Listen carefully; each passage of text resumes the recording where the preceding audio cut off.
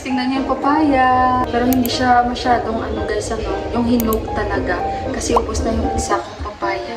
As usual, yung aking morning, itlog, and papaya. Kumusta kayo guys? Ang update pala dito sa Lindol is nasa 157 na yung bilang ng mga namatay. Kasi guys, no, yung mga bahay nila, clay lang yun eh. Yung bang hindi ganun ka-strong o yung pundasyon nila. Siguro syempre, wala namang nag-i-expect na may darating na ganyan. Ay nako, prayers na lang talaga. Si Johan pumasok na, si Tipo gising na rin. Anong oras dito is 8:30. Si Buwan, nag-walking, pabalik na rin yun. Yun guys, hindi ko naman alam kung anong lulutuin ko. Guys, naghiwa-hiwa na ako ng aking papaya as usual. Alam niyo guys, may mga local residents doon sa Jajarkot. West yun eh, west banda dito sa Lipan. Malayo yun guys, kahit si Buwa nagsasabi. At si Buwa pala guys, nung lumindol, nakaramdam din siya. Dalawang beses kasi, ang akala niya naman daw guys, nahihilo daw siya. Tapos naramdaman niya na talagang lindol. Sabi niya, ang layo nito Mila, ang layo-layo talaga, sabi niya. Yun lang ang naintindihan ko kay Buwa. At yung ibang mga local residents guys, sa sobrang takot nila, sa daan na sila natutulog. Imagine nyo guys, ngayon pa na sa Kathmandu, usually kasi ang Kathmandu naman talaga nakakaramdam agad ng lamig guys, ano? Kaya si Buwa kasi para magawan ko siya ng tea bago ako lumabas. Awa lang ako kay Buwa minsan guys, kaya talagang kahit hindi siya sa akin magsasabi, Mila, gusto kong uminom ng tea. Mas gusto ko yung nagsasabi si Buwa sa akin, Mila, gawan mo ako ng tea. Kaysa ako yung naghahagilap sa kanya na ang aga pa na trabaho na ng trabaho si Buwa, yung mga basura, yung mga tanim, yung kamuti namin. Guys, talagang sinusunod ni Buwa yung lupa. Mas gusto ko yung talagang, si Buwa yung mag-utos sa akin. Kaya pag nandyan siya, bago ako mamili ng aming kakainin, talagang nag-aano ako sa kanya guys. Nagsasabi, Daddy, gusto niyo ng tea? Kasi hindi man yan siya magsasabi guys, unless na talagang, minsan gusto niya talaga magsasabi siya sa akin. Ikaw, antayin mo pa na magsabi sa'yo ang matanda, diba? Kaya ikaw na talaga dahil ikaw yung bata. Pag ganun lang yun, si Ama mag-a-adjust sa akin. Siyempre ako, dahil ako yung bata, ako yung mag-a-adjust. Ako yung mag-iintindi. Yun lang yun guys. A few moments later. Guys, galing ako sa labas. Namili ako ng aming uulamin. Diyan lang naman ako bumili kay DJ. Ito yung mga pinamili ko. Tapos bumili ako ng papad. Ayan, masala papad. Nasa 105 yan. Ayan yung presyo. Hindi ko ito piprituhin guys. Sa apoy ko ito lulutuin. Of course, total na nabili ko. 140 ito, rupees. Ayan sa pesos. Ang binili ko guys, to patola, bumili ako cucumber, isang talong, okra, ihalo-halo ko lahat ito, ilagay ko sa pressure cooker, beans, and dapat ito bibilhin ko siya kalahati. So sabi ni Didi, bilhin mo na lang ng buo. Nag-ano na lang ako ng sabagay, luluto ko rin naman. So ito yung binili ko. So ayan guys, a total of 245 kasama na yung papad. So ito yung aming ulam for today hanggang gabi na yan. Pero hindi ko to ubusin guys, no, half lang. Kasi ito lalagyan ko siya ng patatas. Guys, may sasabihin pala ako sa inyo, kung nanonotice nyo guys, yung kusina namin, may mga maliliit dyan na patungan. Kasi meron akong isang madam na lang, nasabi niya, natutuwa ako sa kusina nyo. Kasi yung kusina nyo, may mga patungan kayo. Actually guys, okay lang naman yung height ko sa lababo namin. Tingnan nyo guys, papakita ko sa inyo na hindi ako papatong dyan. O, sandali guys ha, di ba nandyan yung bangko? Ito yung lababo. Tama lang ako sa lababo namin. Yan, hindi ako nakapatong. Ito yung aming exhaust. Abot na abot ko na lahat. Kasi alam nyo ba ang reason? Si Ama kasi guys, maliit siya na babae. So papatong ako. Si Ama, I think mga taga dito ko lang si Ama. Tenga. Ang height ko guys, ako, 5 lang ako. Si Ama, siguro mga 4 yan, 4'11", mga ganun lang si Ama ang height. Maliit lang si Ama. So kaya yan yung reason, bakit may mga patungan kami dito sa kusina. Yan talaga yung purpose guys, kaya Ama talaga yan. Pinagawa niya talaga yan.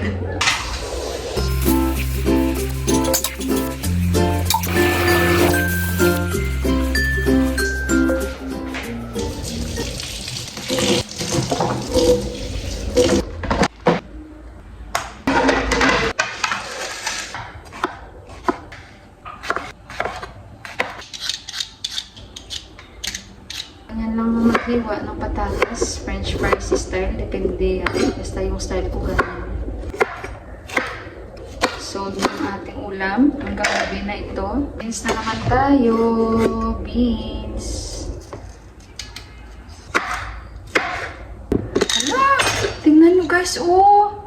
Diba? Ay! Ay guys, oh, very, very healthy. Yung sound, hindi pa.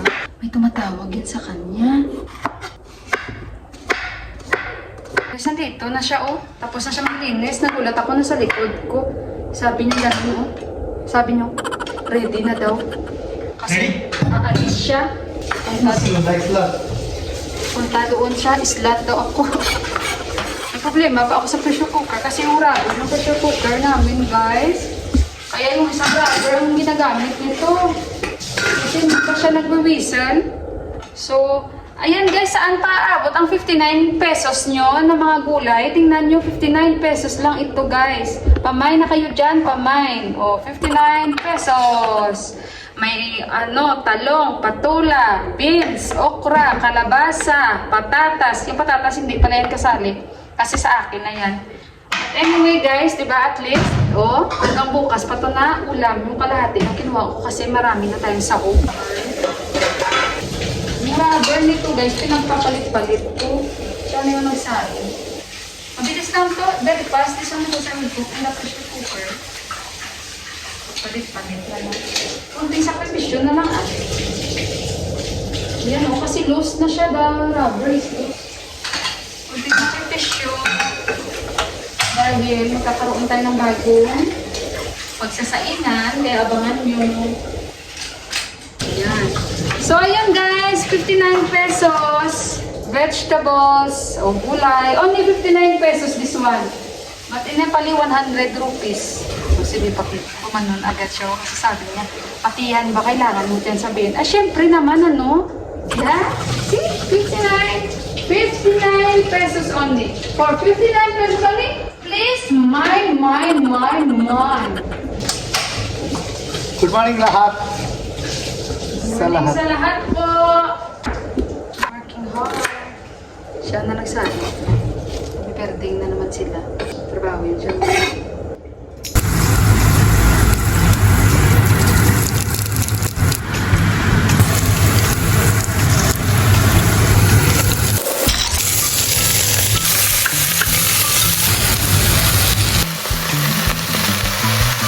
Pepper, powder. So, ayan guys. Pan ko muna siya and maghiwa ako ng kamatis. Hugasan ko na siya. Panik-panik na naman si Nailan. Dito ganito yung aking buhay. Ay naku guys, hindi pa ako umalis. Kasi nga nagmamadali. Bigla ang tawag ng kaibigan niya. Doon na lang daw sila sa labas kakain. Eat outside daw. Palabas na lang siya daw kakain. Kami na lang si Daddy.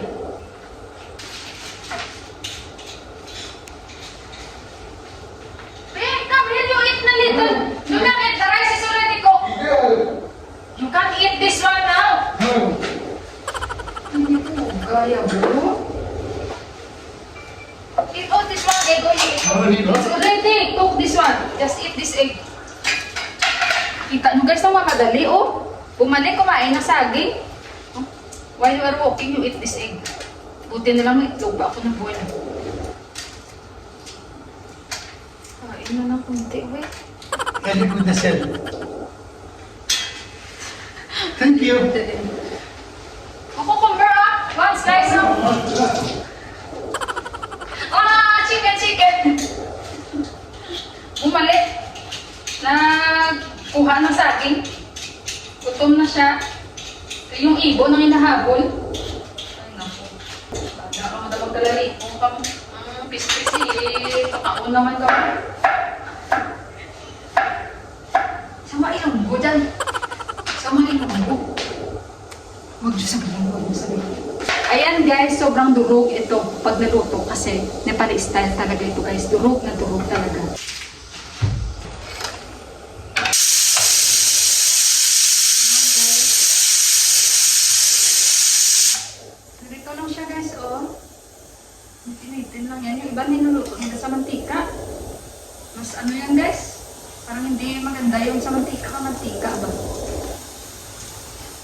Sa apoy lang siya lutuin. Kasi pigas lang naman yun. Ay, nasunog. Ay, na, Diyos ko, Lord. Ay! Oh, mali na naman mga aking. Alam yung babat ko, guys. Ay, nasunog ka na ba yan? Di ka ako talaga ito. Nasunog. Ano guys, sayang naman yun guys yung isa nasunog. Ano yung apoy? Isa lang sa apoy. Sasunogin ko pa ng buong bahay. Minsan lang tayo mag-cooking show dito, mapapahanap pa natin ang buong bahay. Nanonood ang binan ko, ano kaya ang sasabihin? Tawa naman niya sa akin kasi si binan ko na babae, hindi ko sasabihin ang pangalan niya. Nanonood niya sa akin, tapos natawag siya paggabi. Tapos tawa yan kaysa ano ni Buwa, guys. Yung coriander ko, ready na yan. So ayan guys, luto na, kakain na kami ni Buwa, ha? Ito na, nilagay ko na yung coriander. So, ito yung aking vegetable curry na Nepali style. Ayan. So, maglalagay na ako dahil kami ay kakain na ni Buwa.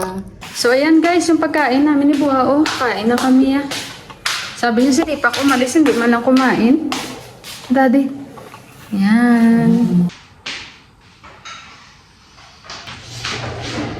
Kain tayo guys. Ito yung vegetable curry ko. Mix-mix na. Bito, Daddy?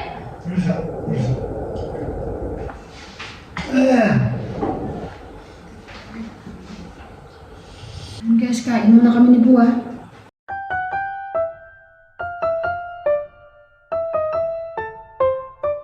So, my business is done. Sa kusina, tapos na. And pinatay ko na rin yung ilaw. At ayun, busog kami ni Buwa. So, mamaya ko na ilagay yung sobra naming pagkain sa ref at hanggang gabi na yan. So, hindi na ako magluluto. Tinawagan ko ngayon na si Deepak, guys. Nasabi ko sa kanya, itawagan niya yung sa package, guys, ano, para kahit pa paano ma-follow up namin. Kasi alam niyo naman dito na medyo pag hindi ka talaga nagpa-follow up ng maayos, parang i-delete nila yun. So, pag nakita nilang mag-follow up ka, yun, parang nabibigyan nila attention. Kaya sabi ko kay Deepak, i-follow up niya, tawagan niya, para maano kami guys, no? Ma-deliver nila mamaya kasi sabi nila, ano daw, Sunday. Sunday na ngayon. So, ako lang dito mag-isa, tapos na, akyat tayo sa taas, at malinis na yung kusina natin. And si Buwan nagpapahinga-hinga dito. So, ganun lang guys yung buhay ko dito sa Nepal. Luto, again, basta mabuti lang yung pakiramdam natin. At thank you Lord always sa pagbigay sa atin ng magandang kalusugan na kahit sa sobrang busy natin, hindi tayo dinidisappoint. And kahit papaano, yung lakas natin sa araw-araw. Kasi yun lang naman importante kasi pag hindi maganda yung pakiramdam natin, syempre paano tayo makakagalaw, diba? So dito sa taas wala naman akong problema dahil si Deepak naglilinis na yan. Linis niya na lahat. So which is magaan. Parang hati talaga kami sa trabaho. And si Buwa kanina naminyag siya, maaga siya naminyag. Kaya medyo basa dyan, oh. Kita niyo basa. O ayan, oh, malinis na dito sa taas. Si Deepak kasi yan talaga maglilinis. Wala na akong problema dito. So pagdating dito sa taas, upo-upo ako. Mag-start ako edit ng videos ko. So patungkol sa mga sa pundasyon sa bahay, lalong-lalo na doon kasi very remote area yun. Ayun, kasi parang mostly na bahay, gawa sila sa clay lang. Yung clay ba guys? Tapos, bihira din. Ayun guys, nag-delete pa ako ng mga iba kong ano, kasi yung memory ko puno na. Ito yung mahirap kasi hindi ko malipat yung mga vlogs ko na nagawa dito. Kasi yung memory ng aking ano, mobile, ano lang, konti lang guys, kaya madali siyang mapuno. Kaya nag-delete na naman ako ng mga ayaw ko sana i-delete. So, dinelete ko na lang. And napakahirap. Kasi yung mga ginagawa kong vlogs, kailangan ko talaga yun i-upload, i-edit. So, yun, nahihirapan ako. So, balik tayo dun guys sa mga pundasyon nila. Sa area na yun lalo dahil syempre very remote area yun. So, kaya siguro ganun. And 12 midnight talaga guys nangyari. Ano? So, ano pa i-expect nyo? Pero yun na lang, pasalamat tayo kahit paano tayo na talagang na ano dito, na grabe. At saka yung pag, ano ba yung mga bahay nila, para mga bato. Bato lang guys, pinagdudugtong-tugtong lang yung mga bato. Tapos ang ano pa, parang may second floor pa halos yung mga bahay na yun. Parang nasa gitna talaga sila ng bundok, ano, kaya may landslide din na nangyari. Gawa nga na, syempre expect mo na yun. Pahinga-hinga muna ako guys. Tapos pag ayan, maya-maya konti, magtutupi na naman ako ng mga damit para maubos na yan. Yung mga kahapon na nilaban namin at nung isang araw, ubusin ko talaga yun ng tupi. Pahinga-hinga lang muna ako. Dito na naman ako niyan, no, makakatulog. Ganyan lang guys, ang buhay. Pero ayokong mag-isip ako, magmukmuk ako. So, may gagawin ako para marami akong magagawa, 'di ba? So ayan guys, since morning mataas yung sinag ng araw, mataas ang araw. At kanina pa talaga guys, yung mga helicopter bising-busy talaga, walang tigil yan. Kasi syempre, alam niyo yun, napakaraming tinutulungan dahil sa lindol guys. Kanina pa talaga. Maya-maya nandyan na naman yan. Ano talaga, busy talaga guys. Yung mga helicopter, kanina pa talaga yan. So, andito ako guys. Nalipat ako dito ng bihis ako. So, ngayon bala akong lumabas. Bili ako ng tinapay kasi nagutom ako guys. Nagutom ako. Kumain na nga ako ng papaya o yung tira ko. Kaso lang tamad akong lumabas. Si Deepak wala pa. Tapos yung package namin, sabi daw bukas. Ewan ko na lang, bukas na naman daw sabi. Ay nako, tingnan na lang natin, no? And then si Buwa nandyan, nagaling sa labas si Buwa. Hindi man ako naka-idlip guys kasi nag-i-edit ako. So ngayon, gusto kong lumabas, pili ng cheese. Yung sliced cheese tsaka tinapay. Pero kasi, alam nyo yun, tinatamad talaga ako ba? Kasi, lalabas siguro ako guys So guys, lalabas ako. Bili ako ng ng tinapay at saka cheese para mamaya kayuhan kasi mamaya malamig na. So labas tayo, and si Buwa lalabas din siya. Sabi ko bili lang ako ng tinapay, akala niya bibigyan ko siya ng tea. Sabi niya, Mila, ayoko ng tea. Alam niyo, sabi niya sa akin, magra-run daw siya 4 o'clock ngayon. Running daw, ibig niya sabihin mag-walking na naman siya. Hindi ko alam saan si Buwa mag-walking, baka mag-1 battle yan siya. Kaya sinabihan niya lang ako na na mag-running daw siya. Nag-booking na yan siya kaninang umaga. Alam nyo kasi yan si Biana na lalaki ko, naiiya yan siya pag nakikita ko na yung umiinom siya o pero hindi pa yan nagpapakita si Buwa. Kita nyo, hindi siya lumabas. Pagbalik ko lalabas yun siya. Bili tayo ng ng tinapay at cheese. Kakain din ako. Lalabas yan si Buwa kasi sabi niya mag-walking daw siya. Baka mag-walking na siya. Talagang malamig. Si Didi, malamig na talaga guys. Hindi na ako bibili ng uulamin namin mamaya kasi meron na kami ulam kanina. Ang dami naming gulay, diba? So, siyuhan na lang. So, ito guys, bili ako ng baliktad na naman ako. Yung slice na cheese. Ayan. Ito kasi para kayuhan mamaya. Ayan, tinapay. Asan ang tinapay na binibili ko? Sandali, ilagay muna natin ito. Tinapay. Kasi minsan sunog yung mga tinapay nila. Ito yung mga chips nila. Ako ito. Gusto dito si Johan, pero ito lang bibilihin ko. Ito yung gusto ni Johan, cheese din naman yan. Ito na lang. Yun yung mga chips lang dito guys. So ganyan yung mga chips, cheese balls. Ayan, so ito yung pinakamalapit sa amin. Kung mayroon man mga nuts dito, ganitong style. Didi! Yan yung mga salted peanuts. Ayan, masarap din naman mga yan. Meron din silang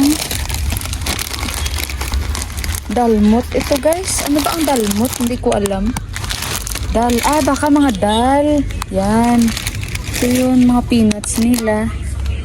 Yan. Ganyan yung style. Ito masarap ito.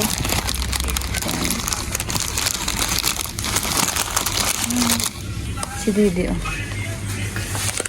Alam niyo ba guys, may nakita ako dito na isda. Teka lang ha, papakita ko lang sa inyo. Yung isda. Kala ko hippopotamus ito. Kaya Nola, sabi ko, hindi ko to bibilihin. Hippopotamus ba ito? Saan ba yun? Ito yun. Sabi ko, ano ba ang klaseng isda ito? Ayan guys, oh. Hypothalamus. Nabasa ko. Wala akong glass. Hippopotamus ang basa ko. Ano ba yung klase yan? Isda yan guys. Paki-comment nyo kasi bibilin ko sana. Kasi bilhin ko sana nung last. Hindi ko binili kasi natakot ako sa pangalan niya. So ayan naman yung mga frozen dito. Ito sobrang laki oh. Bilhin ko rin sana. Ito mag-chapsoy ako kasi lang malaki. Ayan yung mga mumu. Yan. Sausage naman ito. Chicken. Siyuhan sana mamaya. Sige, bilhin ko yan. Try natin. Kayuhan. Yan. So, ito lang guys. Guys, nandito na ako sa bahay. Kain tayo ng tinapay. Lagyan ko siya ng cheese. So, ayan, ito yung aking snacks. So, ito yung mga pinamili ko, guys. Tinapay. Tapos may cheese para mamaya yung bata may makain. Korea ito, guys. Kaya medyo may kamahalan. So, bumili ako para at least mamaya yung anak ko. Tsaka binilang ko siya ng juice. Ito yung juice binili ko para kayo. Yung pineapple. Kasi gusto niya to. Ayan. At bumili ako ng sausage. Paborito ni Johan yung sausage. Wala man dito mga hotdog. So, sausage, ayan. Kaya, itaw ko na siya para mamaya. Yan lang yung binili ko. Mahigit 1,000 na agad. Ilang piraso lang siya, guys. But anyway, okay lang yun. Basta importante. Kasi kagabi, guys, yung anak ko, nagutom. Sabi ko, matutulog na tayo. Hindi yun ma-avoid minsan, di ba? So, nagugutom siya. Ang kinain niya, 2 mansanas. Kaya sabi ko, hindi ako kasi nakabili ng tinapay. So, ayan, bumili ako.